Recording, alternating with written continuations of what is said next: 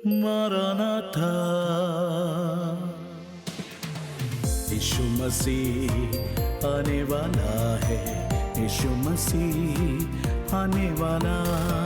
मरनाथा मरनाथा मरनाथा मरनाथा मरनाथा। इस नए एपिसोड में आप सबों का स्वागत है। सबको जय मसीह की।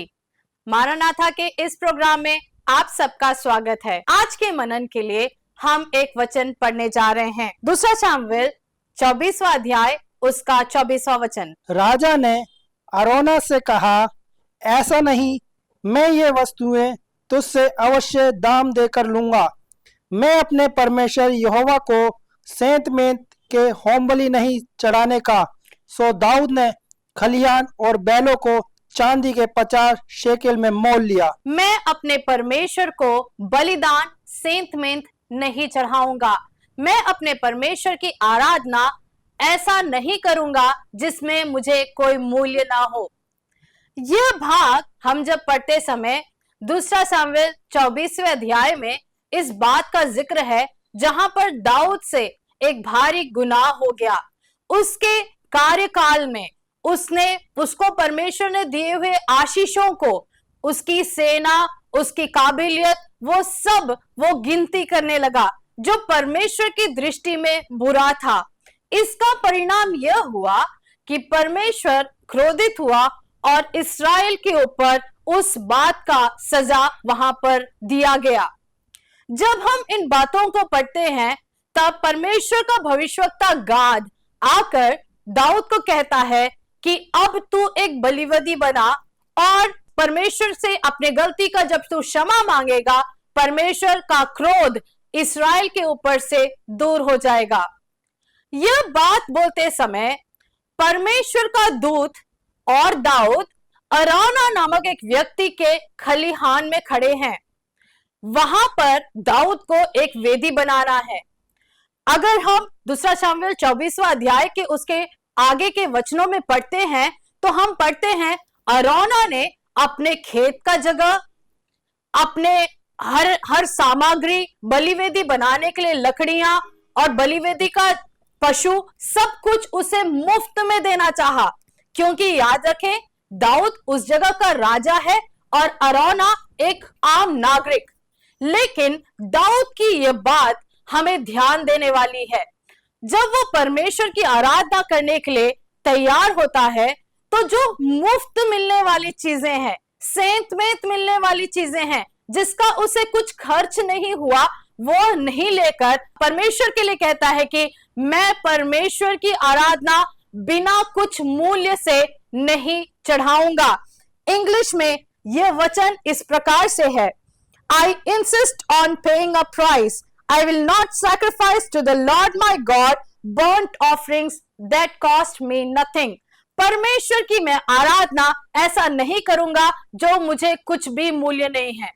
प्रियो, आज हम एक ऐसे दौर पर रहते हैं जब आराधना हमारे लिए एक हमारे कंफर्ट लेवल से होने वाली बात है। परमेश्वर के लिए हम कैसी आराधना करते हैं, परमेश्वर के लिए हम कैसे दानों को देते हैं, परमेश्वर की उपस्थिति में हम कब जाते हैं, आराधना के दिनों को हम कैसे व्यवहार करते हैं, ये सब ध्यान देने वाली बात है। परमेश्वर ने आराधना को क्या बनाया? अगर हम पढ़ते हैं निर्गमन की किताब 38वां अध्याय उसका 24 से लेकर 31 के वचन के बीच में हम ये पढ़ते हैं कि परमेश्वर आराधना के उस जगह को और मिलाप वाले तंबू में जो सामान है उनको किन तरीकों से बनाने का निर्देश दिया था। 2 वचन मैं आपको पढ़ाना चाहती हूँ, 38 का 24 और 25। पवित्र स्थान के सारे काम जो भेंट का सोना लगा वे 29 किकार और पवित्र स्थान के शकेल के हिसाब से 703 शकेल था। और मंडली के गिने हुए लोगों की भेंट की चांदी 100 किकार और पवित्र स्थान के शकेल के हिसाब से 1775 शकेल थी। उस जगह पर 24 से लेकर 31 वचन तक अगर हम पूरा विवरण पढ़ें, कुछ बहुत ज्यादा किलोग्राम सोने और चांदी जिसको मूल्य देकर लोगों ने परमेश्वर के पवित्र स्थान के लिए तैयार किया था, वो वहां पर तैयार किया गया। ऐसा एक आराधना, ऐसा एक पवित्र स्थान जिसमें लोगों ने खर्च किया, जिसमें लोगों ने मेहनत किया, जिसमें परमेश्वर ने अपने याजकों के लिए कुछ नियमों को बनाया, ऐसा एक आराधना पुराने नियम में हम देखते हैं। आज के जमाने में आराधना परमेश्वर हमसे क्या चाहता है, हम पढ़े रोमियो का किताब 12 अध्याय उसका 1 और 2 वचन। इसलिए हे भाइयों, मैं तुमसे परमेश्वर की दया स्मरण दिलाकर विनती करता हूँ कि अपने शरीरों को जीवित और पवित्र और परमेश्वर को भाता हुआ बलिदान करके चढ़ाओ, यही तुम्हारी आत्मिक सेवा है। और इस संसार के सदस्य ना बनो, परंतु तुम्हारी बुद्धि के नए हो जाने से तुम्हारा चाल चलन भी बदलता जाए, जिससे तुम परमेश्वर की भली और भावती और सिद्ध इच्छा अनुभव से मालूम करते रहो। आमीन। आराधना इस समय के लिए हमारे शरीरों के साथ है, लेकिन वो यूं ही नहीं है। जीवित और पवित्र और परमेश्वर को भावता हुआ बलिदान करने के लिए परमेश्वर ने हमारे शरीरों के लिए नियुक्त किया गया है। आज आराधना हम किस प्रकार से कहते हैं, आराधना हमारे लिए क्या है? आराधना परमेश्वर ने जो बनाया है, इट इन्वॉल्व्स अ सैक्रिफाइस, ये बलिदान है। आज हम शायद पशुओं का बलि या किसी सामग्री से बलि नहीं, लेकिन अपने शरीरों को नित्य बलिदान करते हैं। हमारे सोचों को, हमारे विचारों को, हमारी उन आदतों को जो परमेश्वर की इच्छा के विरुद्ध है, उनको दिन प्रतिदिन बलिदान करके परमेश्वर को हम अपने जीवित शरीरों से आराधना करते हैं। वर्शिप इन्वॉल्व सैक्रिफाइस, बलिदान के बिना कोई आराधना नहीं है। आज कई बार हम देखते हैं कि हम आराधना तो करना चाहते हैं, लेकिन किसी बात में हम सैक्रिफाइस करना नहीं चाहते, हम बलिदान करना नहीं चाहते। ये आराधना नहीं है। दूसरा, हम ये देख सकते हैं आराधना क्या है। 1 शामुएल 15 अध्याय उसका 22वां वचन, परमेश्वर किस प्रकार की आराधना चाहता है, यहाँ पर साफ साफ लिखा है। शमूएल ने कहा, क्या यहोवा होम बलियों और मेल बलियों से उतना प्रसन्न होता है जितना कि अपनी बात के माने जाने से प्रसन्न होता है? सुन, मानना तो बलि चढ़ाने और कान लगाना मेढ़ों की चर्बी से उत्तम है। आज के दिन हम परमेश्वर की आराधना के लिए बड़े बलिदान कर लें, या बड़े प्रार्थना सभाएं रख लें, या फिर हमारे बड़े दान और दक्षिणा को दे दें, लेकिन परमेश्वर के योग्य बलिदान यह है जो परमेश्वर चाहता है कि परमेश्वर के वचन को हम हूबहू माने। अगर हम परमेश्वर के वचनों को कान न लगाएं, हम परमेश्वर की आज्ञा न माने, तो इस आराधना से परमेश्वर प्रसन्न नहीं होता। दूसरा बात जो हमें ध्यान देना है, क्या हमारी आराधना आज्ञाकारिता के साथ है या नहीं, क्योंकि बिना आज्ञाकारिता की आराधना से परमेश्वर प्रसन्न नहीं होता। तीसरा, आराधना क्या है, हम पढ़ सकते हैं उत्पत्ति 4 अध्याय उसका 4 वचन, और हाबिल भी अपनी भेड़ बकरियों के कई एक पहलौठे भेंट चढ़ाने ले आया और उनकी चर्बी भेंट चढ़ाई। तब यहोवा ने हाबिल और उसकी भेंट को तो ग्रहण किया, परंतु कैन और उसकी भेंट को उसने ग्रहण न किया। तब कैन अति क्रोधित हुआ और उसके मुंह पर उदासी छा गई। हम इस भाग में 2 आराधना का जिक्र देखते हैं। हाबिल की आराधना जो परमेश्वर के स्वीकार योग्य हुई, और कैन की आराधना जो स्वीकार योग्य नहीं हुई। लेकिन जो बात ध्यान देने वाली है वो है, हाबिल ने अपने आराधना में पहलौठे को लेकर आया, जो सबसे बेस्ट था उसको परमेश्वर की उपस्थिति में लेकर आया। कई बार हम आराधना करते हैं, लेकिन सब कुछ होने के बाद, हमारे पास समय पूरा हो गया, तब हम बाइबल पढ़ते हैं या फिर हम प्रार्थना करते हैं। हमारे नियमित समयों में क्या है, अगर हम आराधना के लिए जाते हैं, अगर हमारे पास टाइम है, तब हम संडे के दिन आराधना के लिए जाते हैं। लेकिन परमेश्वर का आराधना क्या इस प्रकार से है? नहीं, परमेश्वर अपने दिल से देने वालों को, अपने दिल से आराधना करने वालों से परमेश्वर प्रसन्न होता है। इस कारण परमेश्वर हाबिल की आराधना को ग्रहण किया, क्योंकि उसने सबसे बेस्ट परमेश्वर की उपस्थिति में लेकर आया। चौथा, आराधना क्या है और सबसे उच्च उदाहरण आराधना का हम जो बाइबल में देख सकते हैं वो हम पढ़ते हैं फिलिपियों 2 अध्याय उसका 8वां वचन। और मनुष्य के रूप में प्रकट होकर अपने आप को दीन किया और यहाँ तक आज्ञाकारी रहा कि मृत्यु, हाँ क्रूस की मृत्यु भी सह ली। सबसे उच्च आराधना जिसका उदाहरण परमेश्वर ने हमें दिया वो खुद अपने पुत्र यीशु मसीह के कुर्बानी के द्वारा है। परमेश्वर ने जगत से ऐसा प्रेम किया कि उसने अपना इकलौता पुत्र दे दिया ताकि जो कोई उस पर विश्वास करे वो नाश न हो परंतु अनंत जीवन पाए। आज हमारे जीवन में हम क्या कुर्बान करते हैं? हमारी आराधना किस प्रकार की है? क्या हम परमेश्वर से उतना प्रेम करते हैं जितना प्रेम उसने हमसे किया या हमारे लिए किया? ये हम आराधना किस प्रकार करते हैं उससे हम अपने आप को जांच सकते हैं। हमने देखा 4 भाग जिससे हम समझ सकते हैं कि आराधना क्या है। मैंने आपको बताया, पहला है आराधना जो बलिदान चाहता है, जो बलिदान के बिना आराधना अधूरा है। दूसरा हमने देखा आज्ञाकारिता के साथ आराधना नहीं होता, आज्ञाकारिता के बिना आराधना अधूरा है। तीसरा हमने देखा आराधना सबसे उच्च और सबसे सर्वप्रथम परमेश्वर को देना ही आराधना है। चौथा हमने देखा परमेश्वर का सबसे बड़ा उदाहरण यीशु मसीह को कुर्बानी किया हुआ वो ही सबसे मुख्य आराधना का उदाहरण है जिसके द्वारा हम समझ सकते हैं कि हमारे जीवन में आराधना किस प्रकार से है। क्या बाइबल में ऐसे कुछ उदाहरण हैं जिनसे हम जान सकते हैं कि ये परमेश्वर को प्रेम करते थे और परमेश्वर की आराधना करते थे?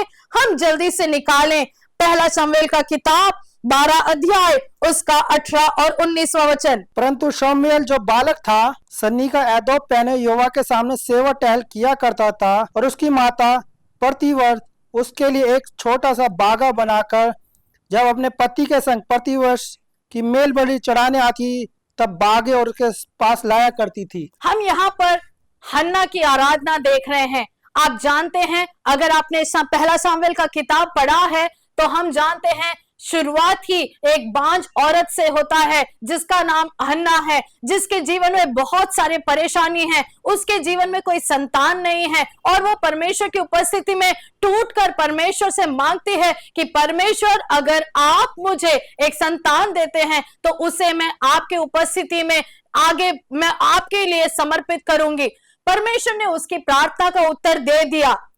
लेकिन क्या हन्ना ने अपनी आराधना को परमेश्वर की उपस्थिति में पूर्ण किया? हम इस वचन में पढ़ते हैं, हाँ किया। उसका इकलौता पुत्र जिसको परमेश्वर ने उसे दिया, उसे उसने परमेश्वर के लिए, परमेश्वर के सामने उसकी सेवा टहल करने के लिए उसने समर्पण कर दिया और प्रति वर्ष ही अपने बेटे से मिलने के लिए आती है। एक माँ को अपने पुत्र का वो जो त्याग है, आप सोचें कितना बड़ा है। इस प्रकार की आराधना से हन्ना ने दिखाया कि वो परमेश्वर से कितना प्यार करती है। एक और उदाहरण जो हमें सुपरिचित है वो है अब्राहम की आराधना। मैं वो वचन आपको नहीं पढ़ाना चाहती, लेकिन हम उत्पत्ति 22वां अध्याय उसके पहले, दूसरे और 12वें वचन में पढ़ते हैं। जब परमेश्वर ने अब्राहम को एक पुत्र इसहाक के रूप में दिया और परमेश्वर ने उसे देखने के लिए कि क्या वो सचमुच परमेश्वर से प्रेम करता है, अब्राहम से पूछा, क्या तू इस पुत्र को बलि चढ़ा सकता है? अब्राहम ने बिना रुके, बिना सवाल किए उसके लिए तत्पर हो गया। जब उस जगह पर मोरिया पहाड़ पर जब वो पहुंचा और वो बलि के लिए अपने हाथ को बढ़ा रहा था, तब परमेश्वर ने उससे कहा, मैं जान गया हूं कि तू मुझसे प्रेम करता है। प्रियो, अब्राहम के जीवन से हम ये जान सकते हैं कि वो परमेश्वर को कितना ज्यादा प्रेम करता था। अपने इकलौते पुत्र जिसको वो इतने वर्ष प्रार्थना और इंतजारी के बाद पाया, उसके ऊपर भी परमेश्वर से ज्यादा उसने प्रेम नहीं किया करके हम पढ़ते हैं। तीसरा उदाहरण हम पढ़ सकते हैं, ये वचन मैं आपको पढ़ाना चाहती हूँ, पहला राजा का किताब 18 अध्याय उसका 32 से लेकर 34वां वचन। कि तेरा नाम इस्राएल होगा। 12 पत्थर छाटे और उन पत्थरों से यहोवा के नाम की एक वेदी बनाई और उसके चारों ओर इतना बड़ा एक गड्ढा खोद दिया कि उसमें 2 सा बीज समा सके। काफी है। इस भाग को अगर हम पूरा पढ़ लें तब यहाँ पर एलिया की आराधना को हम देख सकते हैं। एक ऐसे समय में वो आराधना कर रहा है जब सब लोग वहां पर बाल देवता के पीछे चल रहे हैं। सच्चे जीवते परमेश्वर को पुकारने वाले लोग बहुत ही कम हैं और सच्चाई का प्रचार करने वाले लोग कम हैं। उस समय एलिया खड़े होकर यह ललकारता है कि मेरा परमेश्वर जीवित है और उस परमेश्वर की आराधना के लिए वो वेदी तैयार करता है। लेकिन ध्यान देने वाली बात है, वो परमेश्वर के वचन के अनुसार एक वेदी को तैयार करता है। आज हमारी और आपकी आराधना क्या वो परमेश्वर के वचन के अनुसार है? ये इस उदाहरण से हम समझ सकते हैं। सिर्फ इतना ही नहीं, उसने अपने विश्वास की उस सीमा को दिखाने के लिए उस वेदी को सिर्फ नहीं बनाया। उसने ये नहीं कहा कि इस वेदी के ऊपर स्वर्ग से आग उतरेगा, लेकिन उसके चारों ओर उसने गड्ढा खोदा और उस पर पानी भर दिया। वो दिखाना चाहता था कि चाहे अविश्वासी लोग कितने भी हैं, मेरा विश्वास ये है कि परमेश्वर इस जगह पर कार्य करेगा। और सच में प्रियो, परमेश्वर ने उसके विश्वास और उसकी आराधना को ग्रहण कर कर वहां पर आग उतार दिया। इन उदाहरणों से हम क्या समझ सकते हैं? इन उदाहरणों से हम यह समझ सकते हैं, आज मेरे और आपके जीवन में सच्चे जीवते परमेश्वर की आराधना हम किस प्रकार से करते हैं। क्या हमारे आराधना में बलिदान है? क्या हम आज्ञाकारिता के साथ आराधना कर रहे हैं? क्या हम परमेश्वर से प्रेम करते हुए आराधना कर रहे हैं? क्या हम परमेश्वर के लिए कुछ बातों का बलिदान कर रहे हैं? यह हमें सोचने और समझने की जरूरत है। एक वचन मैं आखिरी में आपको पढ़वाना चाहती हूं, इब्रानियों का किताब 13 अध्याय उसका 15 से लेकर 16वां वचन तक। इसलिए हम उसके द्वारा स्तुति रूपी बलिदान अर्थात उन होठों का फल जो उसके नाम का अंगीकार करते हैं परमेश्वर के लिए सर्वदा चढ़ाया करें। पर भलाई करना और उदारता ना भूलो, क्योंकि परमेश्वर ऐसे बलिदानों से प्रसन्न होता है। परमेश्वर किन बलिदानों से प्रसन्न होता है, यह हमें ध्यान देने की बात है। परमेश्वर के लिए सिर्फ और सिर्फ अपने गीतों के द्वारा या अपने दानों के द्वारा नहीं, अपने कार्यों के द्वारा वचन को पूरा कर कर भी हम परमेश्वर की आराधना करते हैं। ऐसे संपूर्ण आराधना से परमेश्वर प्रसन्न होता है। एक और आखिरी भाग में आपको बताना चाहती हूं। हम यशाया की किताब में 6वें अध्याय में एक आराधना को देखते हैं, जहां पर स्वर्ग में यशाया ने एक दर्शन के रूप में देखा कि स्वर्ग में परमेश्वर की आराधना कैसे हो रही है। हम 6वां अध्याय का 2 से लेकर 5 पढ़ लें एक बार, उसके बाद मैं इस वचन को खत्म करना चाहती हूँ। उससे ऊंचे पर साराप दिखाई दिए, उनके 6 पंख थे।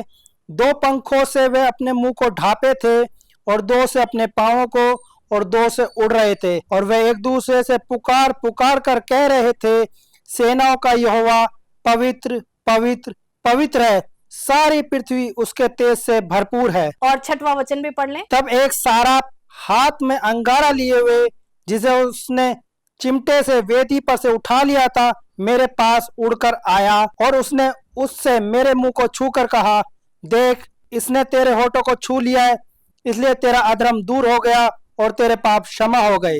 काफी है। यहाँ पर हम यशाया ने एक दर्शन के रूप में स्वर्ग में किस प्रकार से आराधना होती है उसका एक झलक देख लिया। जब उस झलक को उसने देख लिया तब वो परमेश्वर के सामने कबूल करता है, हाय मैं अशुद्ध होठों वाला मनुष्य हूँ और अशुद्ध होठों वाले मनुष्यों के बीच में रहता हूँ।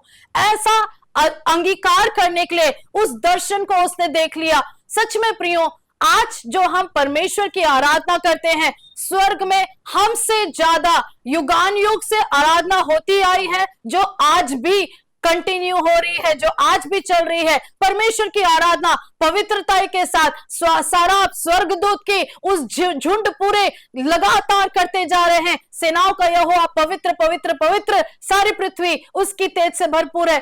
उस परमेश्वर की आराधना के लिए मुझे और आपको परमेश्वर ने अलग किया, लेकिन हम किस प्रकार से आराधना चढ़ाते हैं यह हमें समझना जरूरी है। अगर वो स्वर्ग का दर्शन हम एक एक को प्राप्त हो जाए तो सच में हम अपनी कमियों को जान लेंगे। हम ये जान लेंगे कि हे परमेश्वर, सच में आपकी पवित्रताई में आराधना होनी चाहिए, उतना पवित्र तो मैं हूं नहीं, और हम अपनी गलतियों को अंगीकार करके परमेश्वर के शुद्धिकरण को मांगेंगे। प्रियो, आज आराधना का सौभाग्य मुझे और आपको प्राप्त हुआ। कईयों को यह सौभाग्य प्राप्त नहीं हुआ, यह सच्चाई कईयों तक छिपी हुई है, लेकिन जब हमें आराधना का सौभाग्य प्राप्त हुआ तो क्यों ना हम भी उस पवित्रताई से परमेश्वर की आराधना करें। जो परमेश्वर ये कहता है, पवित्रताई के बिना कोई भी परमेश्वर को देख नहीं सकता।